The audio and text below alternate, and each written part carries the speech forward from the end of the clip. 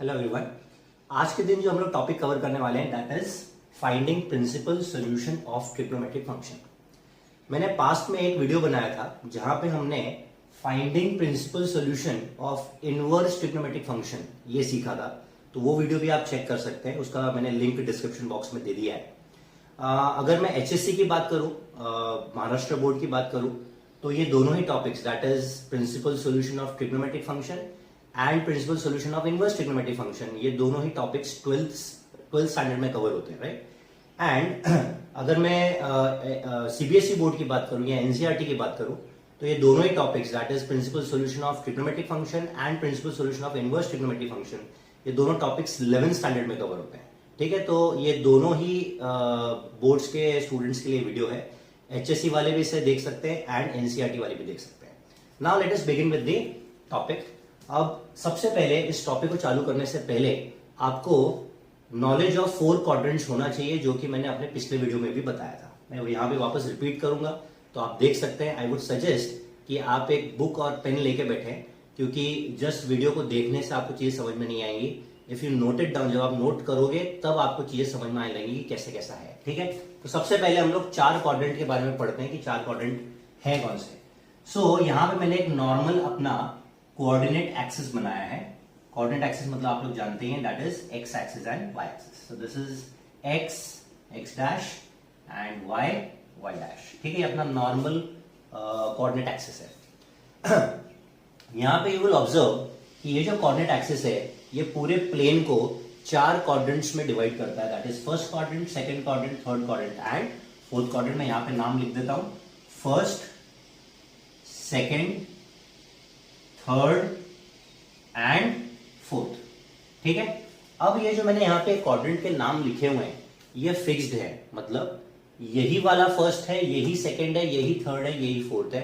ये कभी भी किसी भी सिचुएशन में चेंज नहीं हो सकता। दैट इज कोई भी ये नहीं बोल सकता कि नहीं ये फर्स्ट क्वाड्रेंट है, ये सेकंड क्वाड्रेंट है, ये थर्ड क्वाड्रेंट है या ये फोर्थ क्वाड्रेंट है एंड एनी विच वे, ठीक है। ये चेंज नहीं हो सकता, ये ऐसा ही रहेगा, ठीक है। तो यही क्वाड्रेंट्स के नाम है, ओके ना।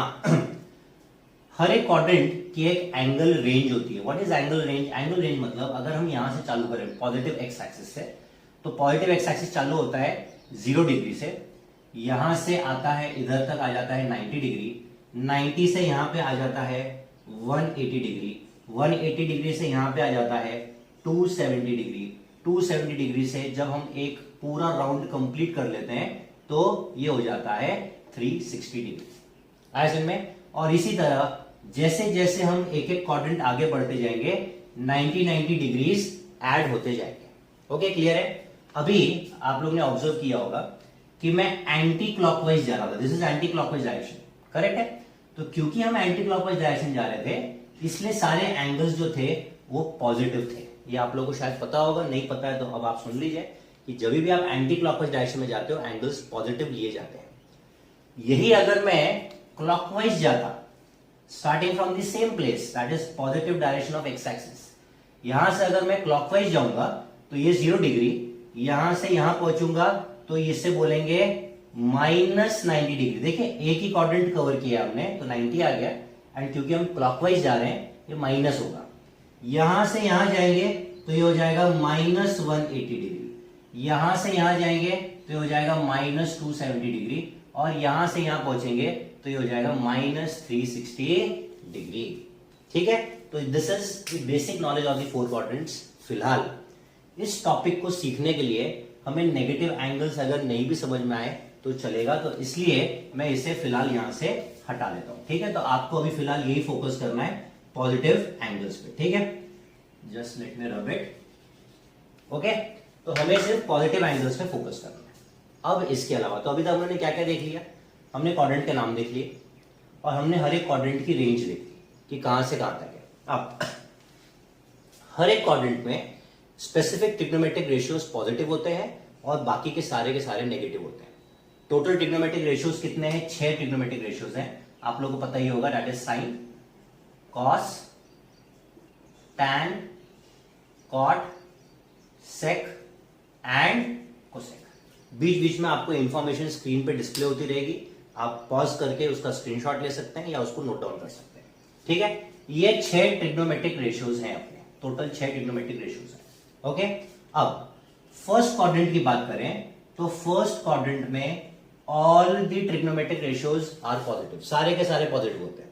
ठीक है, कोई भी ट्रिग्नोमेट्रिक रेशियो ले लो आउट ऑफ दिस 6, सारे के सारे पॉजिटिव है। सेकेंड क्वाड्रेंट में अगर बात करें तो सिर्फ साइन और कोसेक, सिर्फ साइन और कोसेक यही पॉजिटिव होते हैं, बाकी इन दोनों को छोड़कर सारे के सारे ट्रिग्नोमेट्रिक रेशियोज नेगेटिव आएंगे सेकेंड क्वाड्रेंट में। थर्ड क्वाड्रेंट की बात करें तो टैन और कॉट, सिर्फ यही दोनों ट्रिग्नोमेट्रिक रेशियोज पॉजिटिव रहेंगे, सॉरी, बाकी सारे के सारे क्या रहेंगे, नेगेटिव। और अगर हम फोर्थ क्वाड्रेंट में जाते हैं तो यहां पे कॉस और सेक, सिर्फ यही दो ट्रिग्नोमेट्रिक रेशियोज पॉजिटिव रहेंगे, बाकी सारे के सारे नेगेटिव रहेंगे। आगे सर में तो यहां पे जो बोर्ड पे आपको दिख रहा है ये सब बहुत ही ज्यादा इंपॉर्टेंट इंफॉर्मेशन है, और इस टॉपिक को समझने के लिए ये इंफॉर्मेशन आना बहुत जरूरी है। ठीक है, ये नॉलेज आपको होना बहुत जरूरी है, इसलिए आई वुड सजेस्ट कि अभी भी आप स्क्रीन पॉज कर ले एंड पहले ये सब नोट डाउन कर ले और फिर आगे देखें वीडियो। ठीक है, नाउ मैंने आपको चारों क्वाड्रेंट के बारे में इंफॉर्मेशन दे दी है। Now we will study about the principal solution. ठीक है, तो मैं इसको रब कर देता हूं। ओके,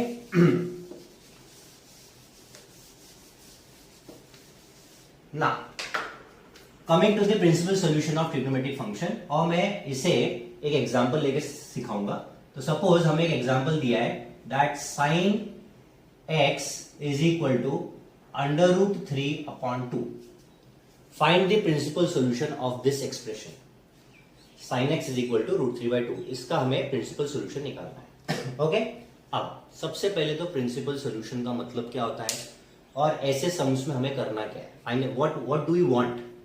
तो जब आपको ऐसा क्वेश्चन आता है find the principal solution of so and so expression, basically आपसे क्या चाहते हैं, आपसे x की वैल्यू मांग रहे हैं कि x की वैल्यू क्या होनी चाहिए ताकि sine of that value should be equal to √3/2, right. तो x बेसिकली एक एंगल होगा, ये तो आप लोगों को पता ही होगा कि ट्रिग्नोमेट्रिक रेशियो हमेशा किसी ना किसी एंगल का होता है, राइट। सो x एक एंगल है और वो एंगल क्या है जिसपे साइन की वैल्यू क्या रहेगी, √3/2। आया समझ में। अब एक और पते की चीज बताता हूं कि ये अपने वही 4 क्वाड्रेंट्स हैं, साइन की value √3/2 infinite number of angles पे होती है। कितने, इनफाइनाइट नंबर ऑफ एंगल्स। आप एक बार राउंड मारोगे तो आप 0 से 360 की रेंज कवर करते हो, मैंने आपको बताया था, राइट। 0 से 360 की रेंज में 2 बार 2 टाइम्स साइन की वैल्यू √3/2 आएगी। आपने उसके बाद एक और राउंड अगर मार दिया 360 से ऑब्वियसली कहां तक, 720 तक, वहां पे फिर 2 बार साइन की वैल्यू √3/2 आएगी।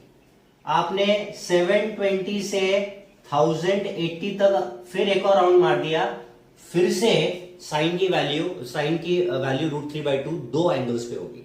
इस तरह आप जैसे जैसे राउंड मारते जाओगे, जैसे जैसे अपने रोटेशंस कंप्लीट करते जाओगे, हर बार आपको साइन की वैल्यू √3/2 दो बार मिलती रहेगी। इसका मतलब कितने एंगल्स पे साइन की वैल्यू √3/2 है, इनफाइनाइट नंबर ऑफ एंगल्स पे।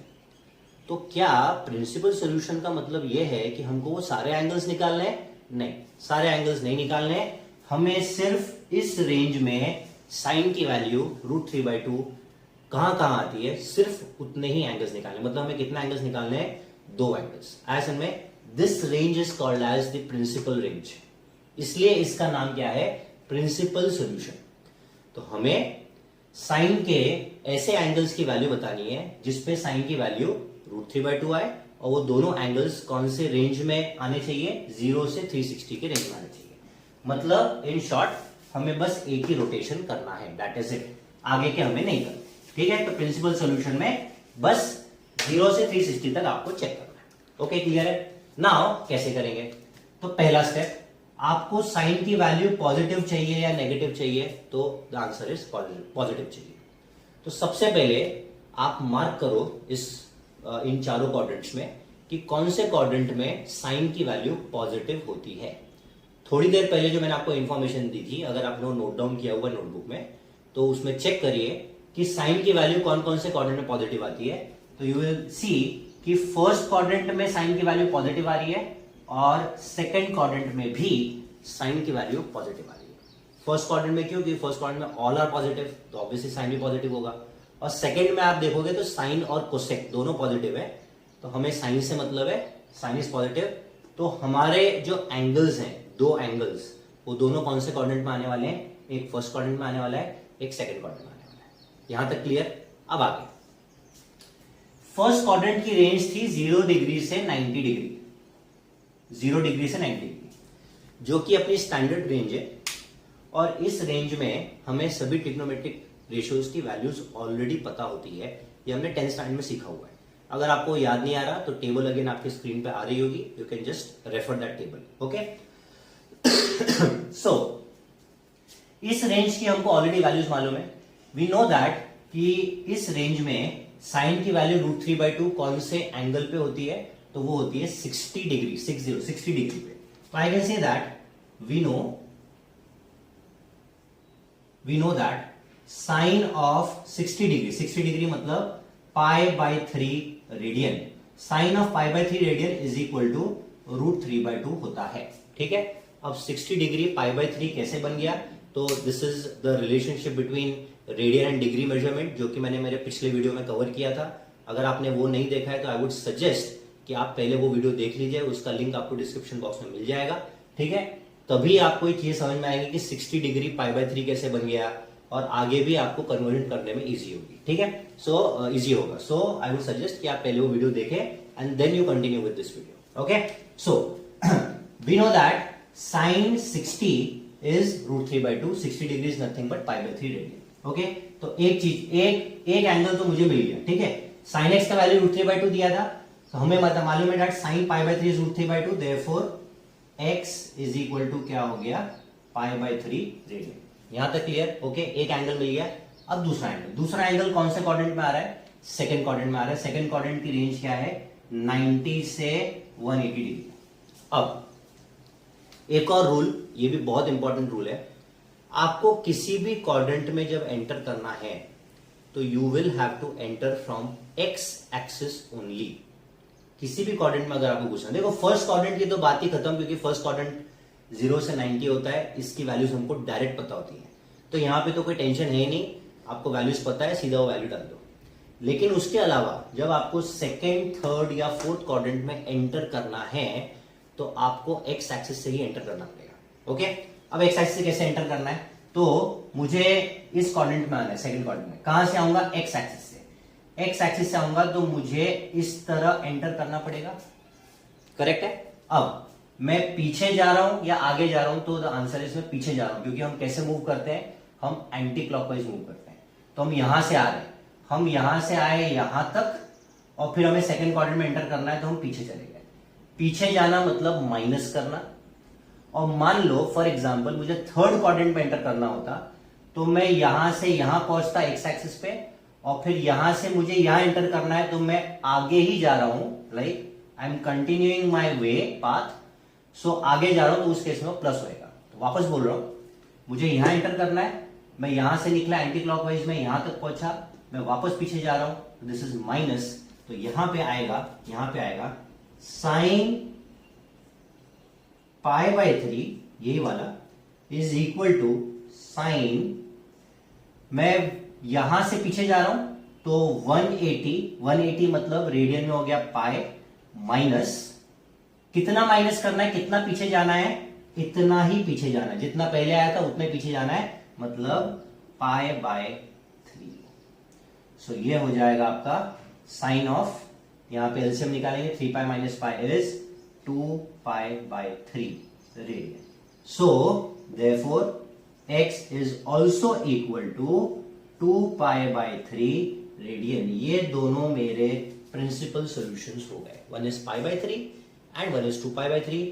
एक एंगल फर्स्ट क्वाड्रेंट का, दूसरा एंगल सेकंड क्वाड्रेंट का। फर्स्ट और सेकंड क्वाड्रेंट हमने क्यों चूज किए थे? क्योंकि साइन पॉजिटिव का होता है, इन दोनों क्वाड्रेंट में होता है, simple. I hope it is clear. हो सकता है आपको कुछ चीजें समझ में नहीं आई हो, तो हम लोग एक और सम करेंगे, उसमें आपको और भी क्लियर हो जाएगा। अब सेकंड सम जो मैं लूंगा वो एक नेगेटिव ट्रिग्नोमेट्रिक रेशियो का लूंगा, ताकि दोनों चीजें कवर हो जाए। एक बार मैंने पॉजिटिव ले लिया, एक बार मैं नेगेटिव ले लेता हूं, ठीक है? तो आपको लिखना है, if you want to note it down तो आप कर लीजिए एंड देन हम सेकंड सम करते हैं, ठीक है। Moving on to the second sum, मैं इसको रब कर देता हूं, ठीक है। This is 180 degree.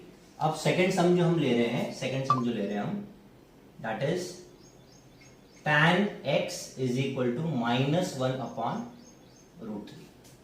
tan x equal to -1 upon √3। Again principal solution निकालना है, तो यहां पे हमें क्या करना है, हमें ऐसे एंगल की वैल्यू बतानी है, x की वैल्यू निकालनी है such that tan of that angle should be equal to -1 upon √3, ठीक है। अगेन एंगल की रेंज कहां से कहां तक रहेगी, 0 से 360 के बीच में ही रहनी चाहिए, because this is principal solution. Okay, so let us start. सबसे पहले तो आपको ये चेक करना है कि tan नेगेटिव कहां कहां होता है, ठीक है। तो tan नेगेटिव कहां कहां होता है, तो tan नेगेटिव एक तो सेकंड क्वाड्रेंट में होता है और एक फोर्थ क्वाड्रेंट में होता है, ठीक है। ये कैसे मालूम चला, तो वही जो मैंने आपको 4 क्वाड्रेंट के बारे में बताया था, उसी को आप रेफर करिए। उसमें आप देखोगे यहाँ पे तो all the angles are positive, all the angles नहीं, all the trigonometric ratios are positive. तो सारे के सारे अगर ट्रिग्नोमेट्रिक रेशियोज पॉजिटिव हैं तो tan भी पॉजिटिव ही होगा यहाँ पे। दूसरा आप देखोगे थर्ड क्वाड्रेंट में tan and cot both are positive, तो ऑब्वियसली tan यहाँ पर ही पॉजिटिव है। तो इन दोनों जगह पे अगर tan पॉजिटिव है तो ऑब्वियसली नेगेटिव कहाँ है, इन दोनों क्वाड्रेंट में। तो हमारा आंसर कौन से क्वाड्रेंट में आने वाले, हमारे जो एंगल्स हैं वो कौन से क्वाड्रेंट के होंगे, एक तो सेकंड क्वाड्रेंट का आएगा और एक फोर्थ क्वाड्रेंट का आएगा। इतना क्लियर हो गया ना। सबसे पहले we know that tan of what angle is 1/√3। देखिए मैं अभी 1/√3 लिख रहा हूं, नेगेटिव नहीं लिखा, नॉर्मल मैंने पॉजिटिव एंगल पॉजिटिव वैल्यू लिखी 1/√3। tan की वैल्यू 1/√3 कब होती है, तो tan की वैल्यू 1/√3 होती है 30 डिग्रीज पे, 30, विच इज π/6 रेडियन, करेक्ट, हमें ये पता है। Therefore I can say that -tan of π/6 is equal to -1/√3। दोनों जगह मैंने माइनस लगा दिया, ठीक है, क्योंकि मुझे -1/√3 चाहिए, इसलिए यहाँ पे -1/√3 लाने के लिए मैंने इधर माइनस लगाया, तो ऑब्वियसली मुझे इधर भी लगाना पड़ेगा। Now we need to know that कि -tan π/6 ये किसके बराबर है। तो अब क्या करेंगे, सेम चीज हमने पहले की थी। आपको कौन से क्वाड्रेंट में एंटर करना है, सेकंड में। पहले हम सेकंड में करेंगे फिर फोर्थ में करेंगे। पहले सेकंड क्वाड्रेंट में एंटर करना है।